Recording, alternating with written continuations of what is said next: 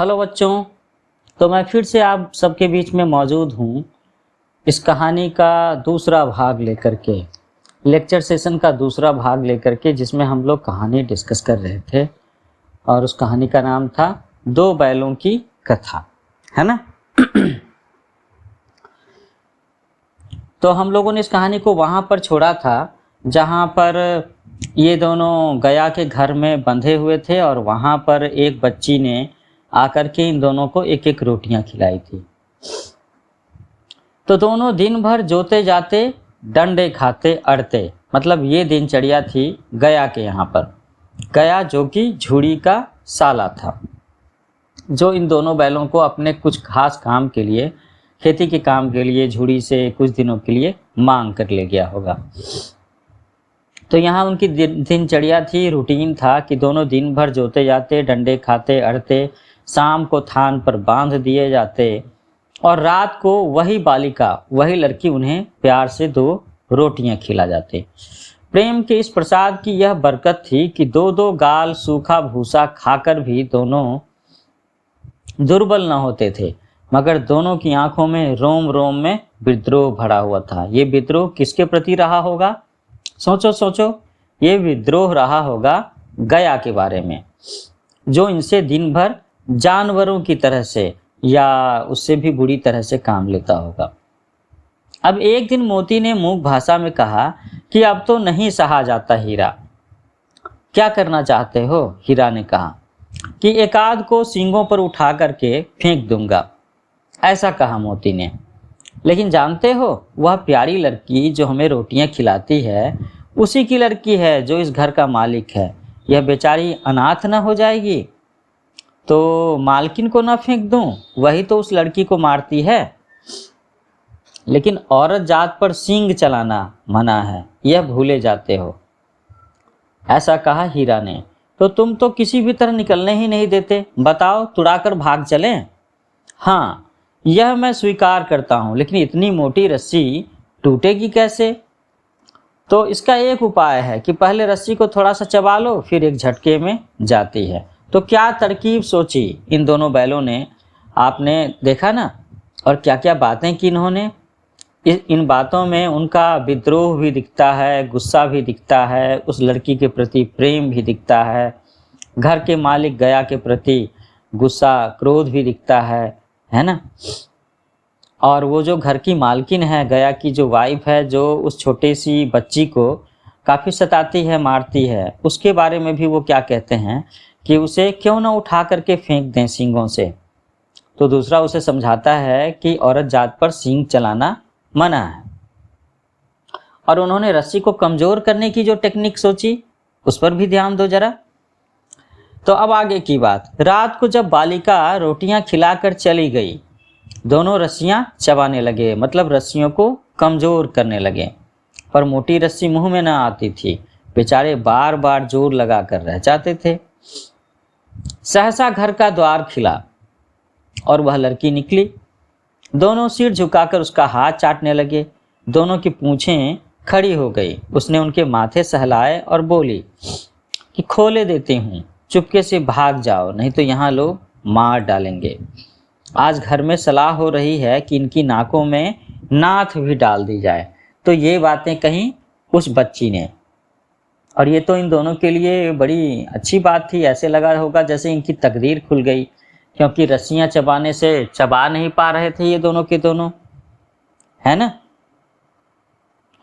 तो उस बच्ची ने इन दोनों के गराव खोल दिया और दोनों चुपचाप खड़े रहे। अब जरा सा इमोशनल बात है यहाँ पे। मोती ने अपनी भाषा में पूछा कि अब चलते क्यों नहीं? तो हीरा ने कहा कि चलें तो, लेकिन कल इस अनाथ लड़की पर आफत आ जाएगी, सब इसी पर डाउट करेंगे, संदेह करेंगे।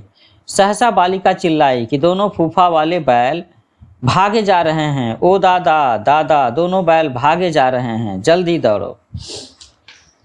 गया हड़बड़ाकर भीतर से निकला और बैलों को पकड़ने चला। वे दोनों भागे। गया ने पीछा किया और भी तेज हुए। गया ने शोर मचाया, फिर गांव के कुछ आदमियों को साथ लेने के लिए लौटा। अब दोनों मित्रों को भागने का मौका मिल गया। सीधे दौड़ते चले गए, यहाँ तक कि मार्ग का ज्ञान न रहा। जिस परिचित मार्ग से आए थे उसका यहाँ पता न था। नए नए गांव मिलने लगे। तब दोनों एक खेत के किनारे खड़े होकर सोचने लगे कि अब क्या करना चाहिए। हीरा ने कहा कि मालूम होता है राह भूल गए। तो तुम भी तो बेतहाशा भागे, वहीं उसे मार गिराना था। उसे मार गिराते तो दुनिया क्या कहती कि वह अपना धर्म छोड़ दे, लेकिन हम अपना धर्म क्यों छोड़ें। तो बच्चों, यहाँ पर फिर से धर्म की बातें हो रही है, जहाँ पर जानवर ये बैल दुहाई दे रहे हैं कि मनुष्य गया जो नाम का व्यक्ति है, जो इनके ऊपर इतना टॉर्चर करता है कि वो अपना धर्म छोड़ देता है, तो हम अपना धर्म क्यों छोड़ें, हम उसकी जान क्यों लें। दोनों भूख से व्याकुल हो रहे थे। खेत में मटर खड़ी थी, चरने लगे। रह रह कर आहट ले लेते कि कोई आता तो नहीं है। जब पेट भर गया तो दोनों ने आज़ादी का अनुभव किया, तो मस्त होकर उछलने कूदने लगे। पहले दोनों ने डकार ली, फिर सींग मिलाए और एक दूसरे को ठेलने लगे। मोती ने हीरा को कई कदम पीछे हटा दिया, यहाँ तक कि वह खाई में गिर गया। तब उसे भी क्रोध आया, संभल कर उठा और मोती से मिल गया। कि मोती ने देखा कि खेल में झगड़ा हुआ चाहता है, मतलब झगड़ा हो सकता है, तो वह किनारे हट गया। आखिर वो हंसी मजाक ही तो कर रहे थे दोनों आपस में, क्योंकि अभी अभी उन दोनों ने मटर खा करके अपनी पेट जो भरी थी। अब आगे देखते हैं कि अरे यह क्या, कोई सांड डौंकता चला आ रहा है। हाँ हाँ, सांड ही है। वह सामने आ पहुंचा। अब दोनों मित्र बगले झांक रहे हैं कि सांड है या पूरा हाथी है। उससे भिड़ना जान से हाथ धोना है, लेकिन ना भिड़ने पर भी जान बचती नजर नहीं आती। इन्हीं के तरफ आ भी रहा है, कितनी भयंकर सूरत है। तो अभी तक तो ये दोनों हीरा और मोती, ये दोनों बैल आदमियों से जूझ रहे थे। वे आदमी, वे मनुष्य जो इनसे ज़बरदस्ती काम करवा रहे थे, इन्हें भरपेट खाना नहीं दे रहे थे, है ना, इन्हें मोटी मोटी रस्सियों से बांध रखा था, कैद कर रखा था। अब यहाँ पर इनको भिड़ने की बात थी अपनी ही जाति के सांड से। जैसे मनुष्यों में भी अच्छे और बुरे होते हैं, राक्षस होते हैं, राक्षस प्रवृत्ति के होते हैं, क्रूर होते हैं। अब वैसे भी तो जानवरों में भी तो होते हैं ना।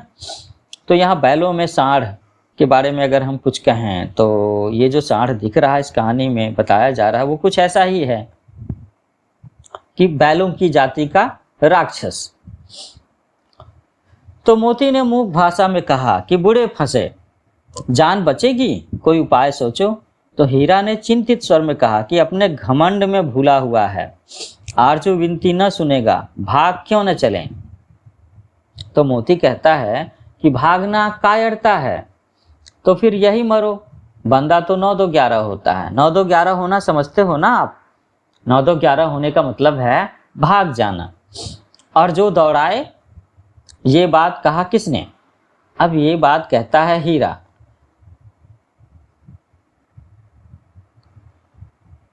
तो फिर कोई उपाय सोचो जल्द। उपाय यही है कि उस पर दोनों जने एक साथ चोट करें। मैं आगे से रगेदता हूं, तुम पीछे से रगेदो। रगेदने का मतलब है खदेड़ना, पीछा करना, टू चेज करना। तो वो दोनों ये बात करते हैं कि तुम उसे आगे से खदेड़ो, मैं पीछे से खदेड़ूंगा। यहाँ पर रगेदो लिखा है, तो दोहरी मार पड़ेगी तो भाग खड़ा होगा। मेरी ओर झपटे तो तुम बगल से उसके पेट में सींग घुसेड़ देना।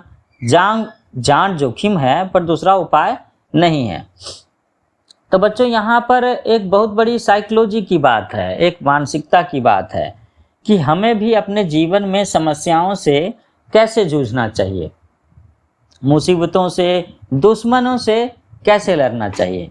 कई बार ऐसा होता है कि अगर आपका दुश्मन, आपका विपक्षी बहुत बलिष्ठ हो, वो बहुत ज़्यादा स्ट्रांग हो, है ना, तो उस केस में कभी कभी लोग पीछे हटने की सोचते हैं।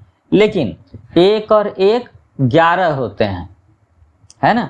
2 कमज़ोर लोग मिल करके एक मजबूत व्यक्ति को हरा सकते हैं। तो ऐसी ही कुछ बात सोची इन दोनों मित्रों ने, जिनका नाम है हीरा और मोती। अब दोनों मित्र जान हथेलियों पर लेकर के लपके। सांड को भी संगठित शत्रुओं से लड़ने का तजुर्बा न था, अनुभव नहीं रहा होगा। वह तो एक शत्रु से मल्ल युद्ध करने का आदी था। ज्यों ही हीरा पर झपटा तो मोती ने पीछे से दौड़ाया। सांड उसकी तरफ मुड़ा तो हीरा ने रगेदा। सांड चाहता था कि एक एक करके दोनों को गिरा ले, पर ये दोनों भी उस्ताद थे, उसे वह अवसर न देते थे। एक बार सांड झल्लाकर हीरा का अंत कर देने के लिए चला कि मोती ने बगल से आकर के पेट में सींग भोंक दिया। सांड क्रोध में आकर के पीछे फिरा तो हीरा ने दूसरे पहलू में सींग चुबा दिया। आखिर बेचारा जख्मी होकर भागा और दोनों मित्रों ने दूर तक उसका पीछा किया, यहाँ तक कि सांड बेदम होकर के गिर पड़ा। तब दोनों ने उसे छोड़ दिया। तो अब दोनों मित्र हीरा और मोती विजय के नशे में झूमते चले आते थे। मोती ने अपनी सांकेतिक भाषा में कहा कि मेरा जी तो चाहता था कि बच्चा को मार ही डालूं। बच्चा मतलब है सांड। हीरा ने तिरस्कार किया कि गिरे हुए बैरी पर सींग न चलाना चाहिए। तो बच्चों यहाँ पर फिर से एक धर्म, एक मोरल साइंस, नैतिक शिक्षा की बात है, जो होती तो है मनुष्यों में, लेकिन दोहराई जा रही है इन जानवरों के द्वारा। या इन दोनों के डायलॉग के जरिए प्रेमचंद कहीं न कहीं अपने श्रोताओं को, पाठक वर्ग को वही पाठ, वही लेसन सिखलाना चाहते हैं, वही नैतिक शिक्षा दोहराना चाहते हैं कि गिरे हुए बैरी पर सींग न चलाना चाहिए। यह सब ढोंग है। बैरी को ऐसा मारना चाहिए कि फिर न उठे। तो अब घर कैसे पहुंचेंगे वह सोचो। तो दूसरे ने कहा कि पहले कुछ खा लें तो सोचें। सामने मटर का खेत था ही, मोती उसमें घुस गया। हीरा मना करता रहा पर उसने एक न सुनी। अभी दो चार ही कौर खाए थे कि दो आदमी लाठियां लिए दौड़ पड़े और दोनों मित्रों को घेर लिया। हीरा तो मेड़ पर था, निकल गया। मोती सींचे हुए खेत में था। सींचे हुए खेत का मतलब ऐसे खेत में होना जिसमें अभी अभी सिंचाई हुई हो, पानी भरा हुआ हो, जमीन थोड़ी सी कीचड़ वाली दलदल हो सकती है। तो उसके खुर कीचड़ में धंसने लगे, न भाग सका, पकड़ लिया। हीरा ने देखा कि संगी संकट में है तो लौट पड़ा। फंसेंगे तो दोनों फंसेंगे। रखवालों ने उसे भी पकड़ लिया। तो प्रातः काल दोनों मित्र कांजी हाउस में बंद कर दिए गए। तो बच्चों, आपके मन में सवाल उठता होगा कि ये कांजी हाउस क्या चीज़ है भला। तो कांजी हाउस एक तरह का एक मवेशी खाना है। एक बहुत बड़ा बाड़ा होता है जिसमें दूसरे का खेत आदि खाने वाले या लावारिस चौपाए बंद किए जाते हैं। ये जैसे कि जो म्यूनिसिपल कॉरपोरेशन, नगर निगम होती है ना ये शहरों में, उनके द्वारा एक इस तरह का स्थान तय किया जाता है जहाँ पर वो आवारा भटकने वाले जानवरों को अक्सर कैद करके रखते हैं, बांध करके रखते हैं। अगर कभी कोई उन्हें क्लेम करने को आता है तो कुछ चार्जेस वगैरह दे करके वो अपना जानवर वापस ले जा सकता है, नहीं तो फिर वो वहीं रहते हैं।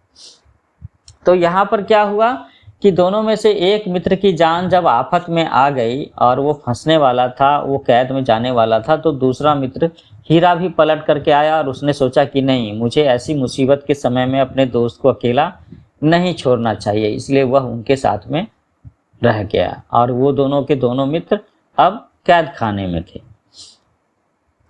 तो दोनों मित्रों को जीवन में पहली बार ऐसा साबिका पड़ा कि सारा दिन बीत गया और खाने को एक दिन का भी ना मिला। ये तो जेल थी, जानवरों की जेल।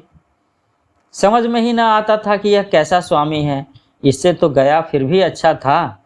यहाँ कई भैंसें थी, कई बकरियाँ, कई घोड़े, कई गधे, पर किसी के सामने चारा न था। सब जमीन पर मुर्दों की तरह पड़े थे।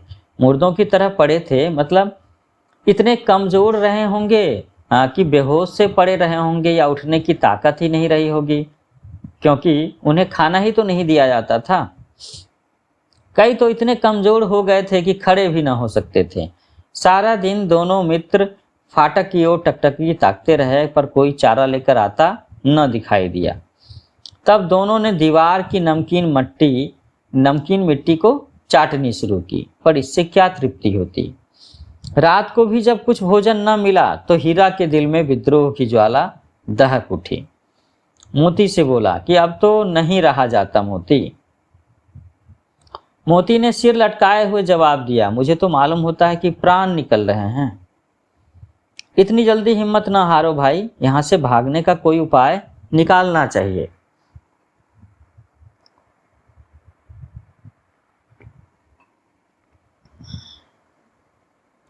आओ दीवार तोड़ डालें, मुझसे तो अब कुछ नहीं होगा।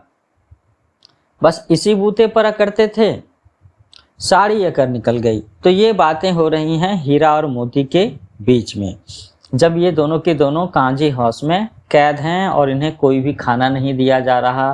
पूरा एक दिन बीतने को आया है। तो बाड़े की दीवार कच्ची थी। हीरा मजबूत तो था ही। अपने नुकीले सिंह दीवार में गड़ा दिए और जोर मारा तो मिट्टी का एक चिप्पर निकल आया। फिर तो उसका साहस बढ़ा। उसने दौड़ दौड़ कर दीवार पर चोटें की और हर चोट में थोड़ी थोड़ी मिट्टी गिराने लगा। उसी समय कांजी हाउस का चौकीदार लालटेन लेकर जानवरों की हाजिरी लेने निकला। जानवरों की हाजिरी, आप समझ रहे हो ना कि कहीं कोई जानवर भाग तो नहीं गया। सवेरे में जितने जानवर थे, शाम तक वो सारे के सारे जानवर हैं या नहीं।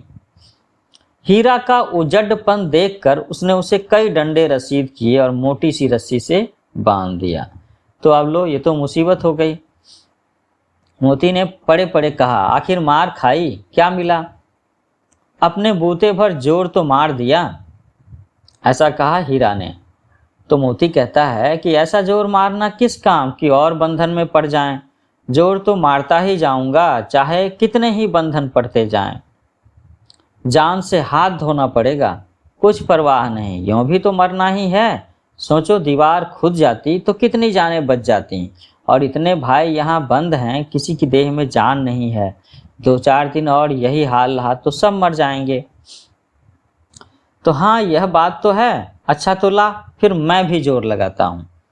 तो बच्चों, यहाँ पर एक और लाइफ की फिलॉसफी है कि ठीक है, अगर मुसीबत है तो इसका मतलब ये थोड़े ना है कि हम बिल्कुल ही हिम्मत हार देंगे, कोई कोशिश ही नहीं करेंगे। तो ये जो हीरा मोती और हीरा जो अपनी बातें कह रहा है, उसके कहने का मतलब कहीं ना कहीं यही है कि ठीक है, मुसीबत है, हम लोग कमज़ोर हैं, दिक्कत में हैं, लेकिन हम लोग अपनी कोशिश करेंगे ज़रूर इस मुसीबत से बाहर निकलने की। ऐसा नहीं है कि हिम्मत हार जाएंगे। Never give up, don't give up, ये वाली बात है यहाँ पे। और उसकी इन्हीं बातों से मोती को भी थोड़ी सी हिम्मत मिली और उसको प्रेरणा मिली, तो उसने भी जोर लगाना शुरू किया। तो मोती ने भी दीवार में उसी जगह सींग मारा जहाँ हीरा ने मारा था। थोड़ी सी मिट्टी गिरी, फिर हिम्मत बढ़ी, फिर तो वह दीवार में सींग लगाकर इस तरह जोर करने लगा मानो किसी प्रतिद्वंदी से लड़ रहा है। और आखिर कोई 2 घंटे की जोर आजमाइश के बाद दीवार ऊपर से लगभग 1 हाथ गिर गई। उसने दूनी शक्ति से दूसरा धक्का मारा तो आधी दीवार गिर पड़ी। अब दीवार का गिरना था कि अधमरे से पड़े हुए सभी जानवर चेत उठे। चेत उठे कि मतलब है कि सब में चेतना जाग उठी। सब बेहोशी, अर्ध बेहोशी की अवस्था से थोड़े से सुसुप्त हुए, थोड़े होश में आए, जागे। उन्हें उम्मीद की एक किरण दिखी। तो देखो बच्चों, अब यहाँ पर क्या होता है, कैसे भागते हैं सब जानवर। तीनों घोड़ियाँ सरपट भाग निकलीं, फिर बकरियाँ निकलीं, उसके बाद भैंसें भी खिसक गईं। इस पर गधे अभी तक ज्यों के त्यों खड़े थे। तो हीरा ने पूछा कि तुम दोनों क्यों नहीं भाग जाते? तो एक गधे ने कहा कि जो कहीं फिर पकड़ लिए जाएं तो क्या हर्ज है, अभी तो भागने का अवसर है, हमें तो डर लगता है, हम यही पड़े रहेंगे, ऐसा कहा उन गधों ने। आधी रात से ऊपर जा चुकी थी। दोनों गधे अभी तक खड़े सोच रहे थे कि भागें या न भागें, और मोती अपने मित्र की रस्सी तोड़ने में लगा हुआ था। जब वह हार गया तो हीरा ने कहा कि तुम जाओ, मुझे यहीं पड़ा रहने दो, शायद कहीं भेंट हो जाए। तो मोती ने आंखों में आंसू लाकर के कहा कि तुम मुझे इतना स्वार्थी समझते हो हीरा? हम और तुम इतने दिनों तक साथ रहे हैं, आज तुम विपत्ति में पड़ गए तो मैं तुम्हें छोड़कर अलग हो जाऊं? हीरा ने कहा, बहुत मार पड़ेगी, लोग समझ जाएंगे कि यह तुम्हारी शरारत है। तो मोती गर्व से बोला, जिस अपराध के लिए तुम्हारे गले में बंधन पड़ा उसके लिए अगर मुझ पर मार पड़े तो क्या चिंता, इतना तो हो ही गया कि 9-10 प्राणियों की जान बच गई, वे सब तो आशीर्वाद देंगे। यह कहते हुए मोती ने दोनों गधों को सींगों से मार मार कर बाड़े के बाहर निकाला और तब अपने बंधु के पास आकर के सो रहा। भोर होते ही मुंशी और चौकीदार तथा अन्य कर्मचारियों में कैसी खलबली मची, इसे लिखने की जरूरत नहीं है। बस इतना सा काफ़ी है कि मोती की खूब मरम्मत हुई और उसे भी मोटी रस्सी से बांध दिया गया। एक सप्ताह तक दोनों मित्र वहां बंधे पड़े रहे। किसी ने चारे का एक तिनका, एक तृण भी न डाला, मतलब बिल्कुल खाना दिया ही नहीं गया। हाँ, एक बार पानी दिखा दिया जाता था, यही उनका आधार था, इसी से उनकी जिंदगी चल रही थी। दोनों इतने दुर्बल हो गए थे कि उठा तक न जाता था। ठठड़ियाँ निकल आई थी। ठठड़ियाँ का मतलब है हड्डियाँ निकल आना। एक दिन बाड़े के सामने डुग्गी बजने लगी और दोपहर होते होते वहाँ पर 50-60 आदमी जमा हो गए। तब दोनों मित्र निकाले गए और उनकी देखभाल होने लगी। लोग आकर उनकी सूरत देखते और मन फीका करके चले जाते कि ऐसे मृतक बैलों का कौन खरीदार होता। मृतक बैलों का मतलब यहाँ पर है मरनासन्न, ऐसे बैल जो इतने कमज़ोर से हैं कि क्या पता कब मर जाएं। तो एक्चुअली में इन दोनों बैलों की बिक्री की बात हो रही होगी, नीलामी की बात हो रही होगी। सहसा एक दढ़ियल आदमी जिसकी आंखें लाल थीं और मुद्रा अत्यंत कठोरा, वो पास में आया और दोनों मित्रों के कूल्हों में उंगली गोद कर ऐसे धंसा करके मुंशी जी से बातें करने लगा। उसका चेहरा देखकर अंतर्ज्ञान से दोनों मित्रों के दिल कांप उठे। वह कौन है और उन्हें क्यों टटोल रहा है, इस विषय में उन्हें कोई संदेह न हुआ। दोनों ने एक दूसरे को भयभीत नेत्रों से देखा और सिर झुका लिया। हीरा ने कहा कि गया के घर से नाहक भागे, अब जान न बचेगी। मोती ने अश्रद्धा के भाव से उत्तर दिया, कहते हैं कि भगवान सबके ऊपर दया करते हैं, उन्हें हमारे ऊपर क्यों दया नहीं आती। तो बच्चों, यहाँ पर ऐसा लग रहा है कि ये जो दढ़ियल आदमी जिसकी आंखें लाल थी और वो इन दोनों के शरीर में उंगलियां दबा दबा करके देख रहा था, तो वो जरूर कसाई खाना कर रहा होगा या कसाई खाने के लिए इन्हें खरीद करके ले जाना चाहता होगा। ये मेरा अंदाजा है। अभी आगे एक कहानी में देखते हैं हम लोग। तो भगवान ने हमारे लिए मरना जीना दोनों बराबर कर रखा है। चलो अच्छा ही है, कुछ दिन उसके पास तो रहेंगे। एक बार भगवान ने उस लड़की के रूप में हमें बचाया था, क्या अब ना बचाएंगे। यह आदमी छुरी चलाएगा, देख लेना। तो बच्चों, छुरी चलाएगा का मतलब यही है कि ये आदमी उन्हें जान से मार डालेगा, इनकी बोटियां काट डालेगा। ये अंदाजा इन दोनों को हो गया था। तो क्या चिंता है, मांस, खाल, सींग, हड्डी सब किसी न किसी के काम आ जाएंगे। ऐसा सोचा इन दोनों ने कि मरने के बाद हमारा शरीर और हमारे शरीर के हिस्से किसी न किसी के काम आएंगे। नीलाम हो जाने के बाद दोनों मित्र उस दढ़ियल के साथ चले। दोनों की बोटी बोटी कांप रही थी। बेचारे पांव तक न उठा सकते थे, पर भय के मारे गिरते पड़ते भागे जाते थे, क्योंकि वह जरा सी चाल धीमी हो जाने पर जोर से डंडा जमा देता था। ये स्थिति कुछ ऐसी ही रही होगी इन दोनों जानवरों की, जैसे जेल में किसी बंद आदमी को जब फांसी के लिए ले जाते हैं, क्योंकि वहाँ पर तो ये श्योर हो चुका होता है, तय हो चुका होता है कि अब जिंदगी बचने की कोई उम्मीद है नहीं। तो राह में गाय बैलों का एक रेवर हरे हरे हार में चढ़ता नजर आया। सभी जानवर प्रसन्न थे, चिकने चपल, कोई उछलता था, कोई आनंद से बैठा पागुर करता था। कितना सुखी जीवन था इनका, पर कितने स्वार्थी हैं सब। किसी को चिंता नहीं कि उनके दो भाई बधिक के हाथ पड़े कैसे दुखी हैं। बधिक आप समझ रहे हो ना, बधिक का मतलब है वही जो इनकी बलि चढ़ाने वाला है या जो इनकी जान लेने वाला है। सहसा दोनों को ऐसा मालूम हुआ कि यह परिचित राह है, जिस रास्ते से वे जा रहे हैं वो थोड़ी सी जानी पहचानी सी है। हाँ, इसी रास्ते से गया उन्हें ले गया था। वही खेत, वही बाग, वही गांव मिलने लगे। प्रति क्षण उनकी चाल तेज होने लगी। सारी थकान, सारी दुर्बलता गायब हो गई। आह, यह लो, अपना ही हार आ गया। इसी कुएं पर हम पूर चलाने आया करते थे, यही कुआं है। मोती ने कहा कि हमारा घर नगीच आ गया। नगीच आ जाने का मतलब है नज़दीक आ जाना। तो जानवरों में एक बात होती है कि वो अक्सर जिस राह पर चल रहे होते हैं, जिस रास्तों पर गुजर चुके होते हैं, उन्हें ना ये रास्ते याद होते हैं। उनके पास में कोई जीपीएस नहीं होता, कोई नक्शा नहीं होता, लेकिन उन्हें रास्ते याद होते हैं। हीरा बोला कि भगवान की दया है जब मोती ने ऐसा कहा कि हमारा घर नज़दीक आ गया, नज़दीक आ गया।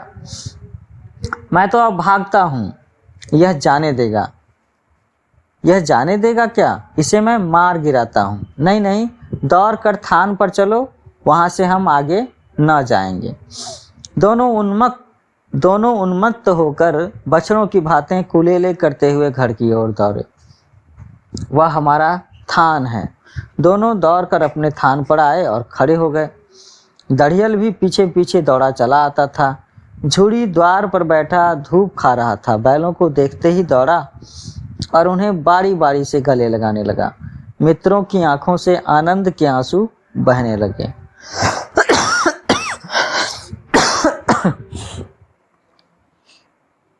Excuse me.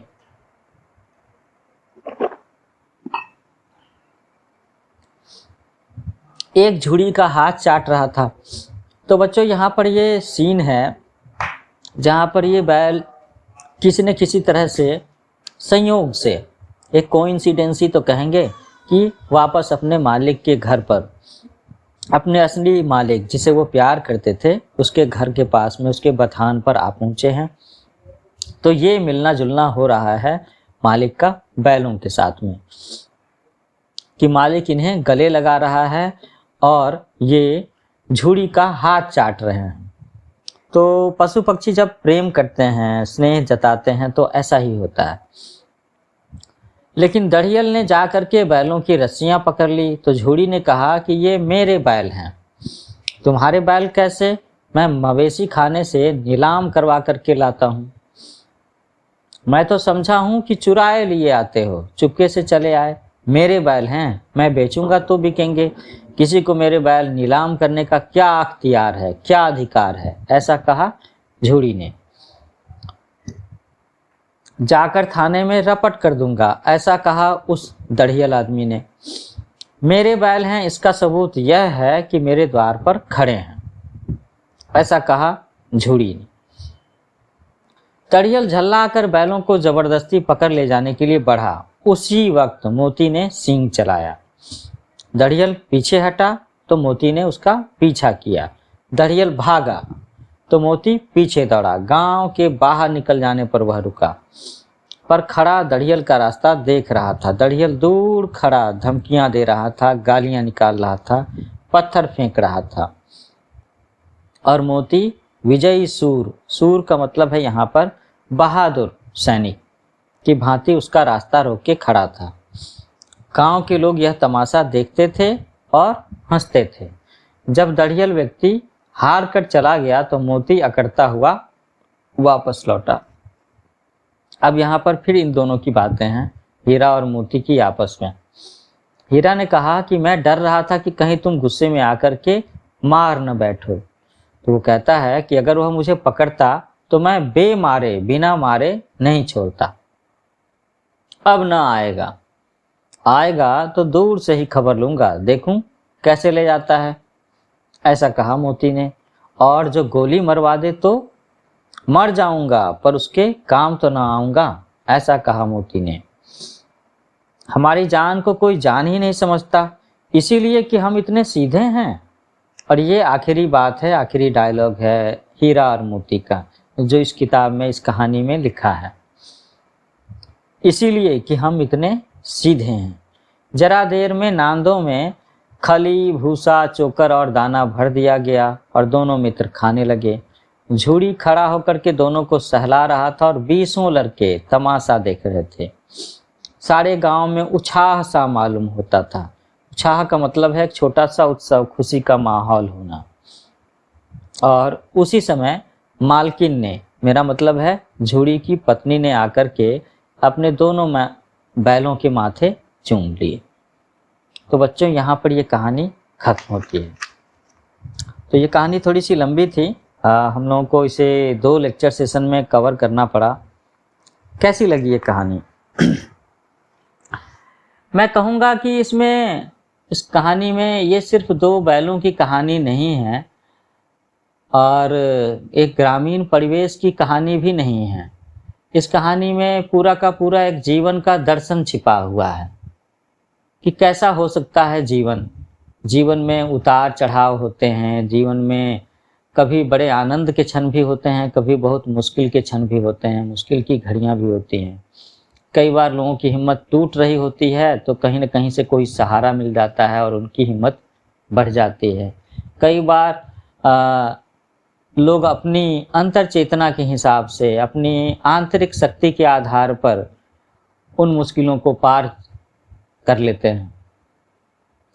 एक सबसे अच्छी बात इस कहानी में जो संदेश दिया गया है वो ये है कि मुश्किल से मुश्किल स्थिति में लोगों को अपना धर्म, अपना प्रिंसिपल, अपना सिद्धांत नहीं छोड़ना चाहिए। दूसरी बात कि चाहे कितनी भी मुश्किल स्थिति हो, कभी भी हिम्मत नहीं हारनी चाहिए, कभी भी हिम्मत नहीं हारनी चाहिए। मुश्किल घड़ी आई है तो वो निकल भी जाएगी और तब वो आसानी से निकल जाएगी जब आप मिल करके, एकजुट हो करके अपनी शारीरिक शक्ति, आपकी अपनी मानसिक शक्ति, इनको इकट्ठा करके अगर आप मजबूती से लड़ोगे उस सिचुएशन से, तो आप उस सिचुएशन से, उस स्थिति से पार हो जाओगे। जैसे ही आपकी मानसिक और शारीरिक शक्ति का मेल नहीं रहेगा, आपकी मानसिक शक्ति कमज़ोर पड़ेगी, तो वो मुश्किल स्थिति आपके ऊपर में हावी हो जाएगी। आप जिंदगी में हार जाओगे, हार मानना पड़ेगा आपको।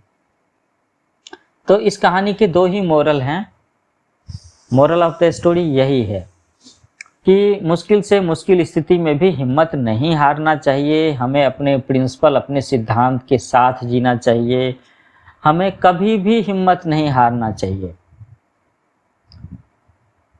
और हमें एकजुट रहना चाहिए अपने परिवार के साथ में, अपने समाज के साथ में, या जो भी आपका संगी साथी हो, समय समय पर उसकी मदद करनी चाहिए, उसके साथ खड़ा होना चाहिए।